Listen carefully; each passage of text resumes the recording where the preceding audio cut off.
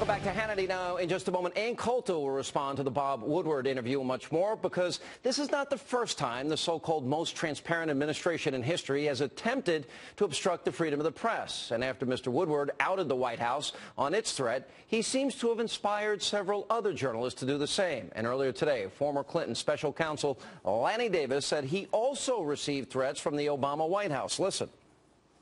The editor, John Solomon, a really great reporter from the Post who tried to make the Times into a much stronger newspaper, he received a phone call from a senior Obama White House official who didn't like some of my columns.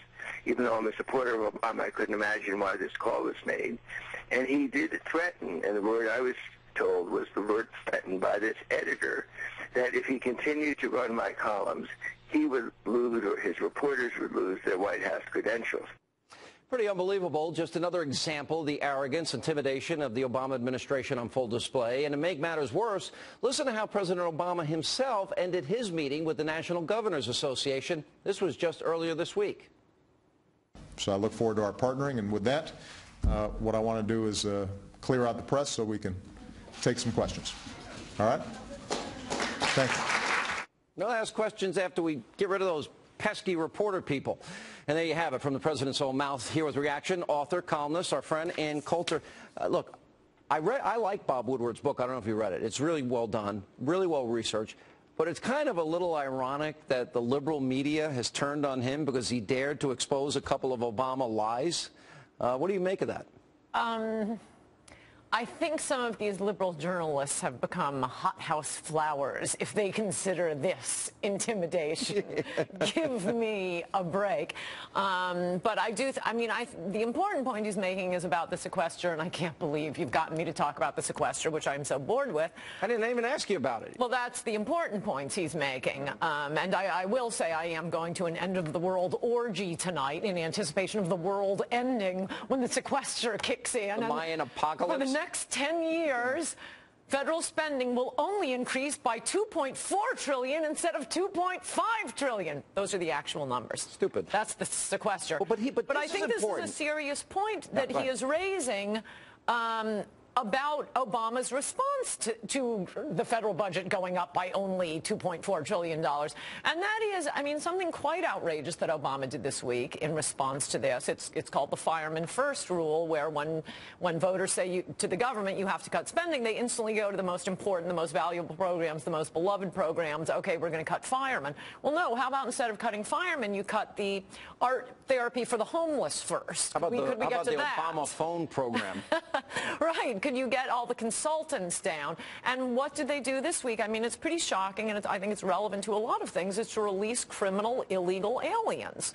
To be dumping them on the public, and conservatives, if they are smart, they're going to do a FOIA request and to get the names of the illegal aliens who have been released, and then keep track of the to come robberies, burglaries, rapes, possibly murders, only to punish his political opponents on the sequester. And by the way, your little friend Marco Rubio better be paying attention here, because his plan of legalization first, and then we're going to trust the Obama administration all over the place to secure the border. Let me now, how do you think Obama's going to do on securing the border now that his first move on the sequester is to release criminal illegal aliens? Well, it's that, and telling the world we can't afford to send an aircraft carrier to the Persian Gulf, which is really dumb. And they're going to cut back on airport security, so there will be 2-hour lines at the airport. Let me go back to this original point, though, about Woodward here, because this is a double blow. Because he got Obama, originated the sequester, he got Obama lying about it, and he got Obama on moving the goalposts, using this to raise taxes again when that wasn't part of the deal.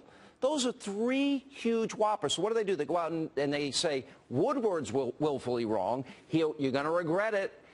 And regardless of whether it's a threat or not, it's an intimidating environment, and these people get away with lying regularly.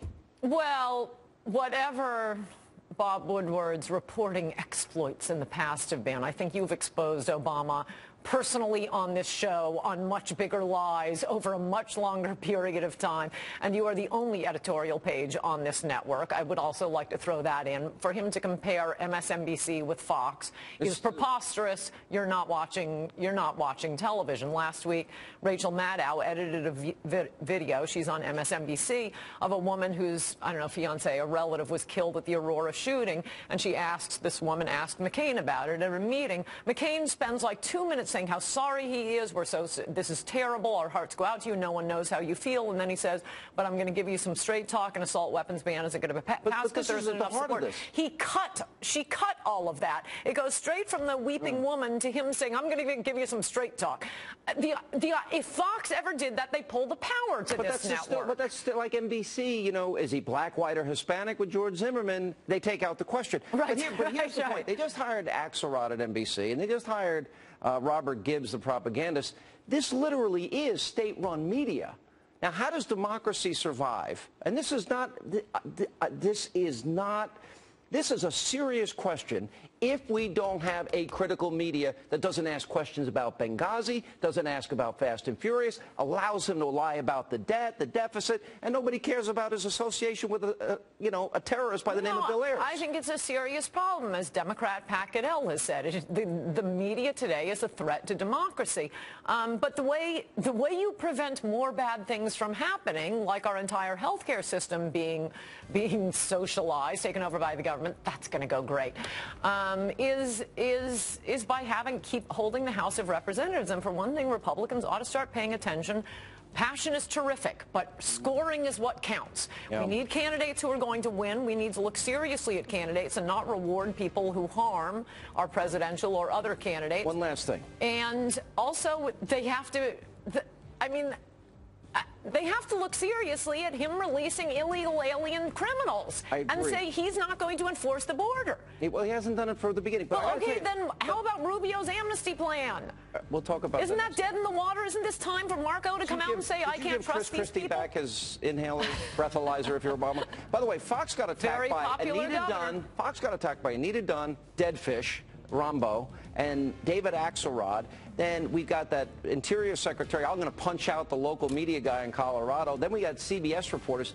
This is a bad group. And I think finally we're waking up to it, not because they're not attacking Fox. I am a conservative. I have had Democrats take out private detectives on my private life. These liberal journalists are hothouse flowers. Give me a break. All right, Coulter, we love seeing you. Thank you for being with us. Good to be here.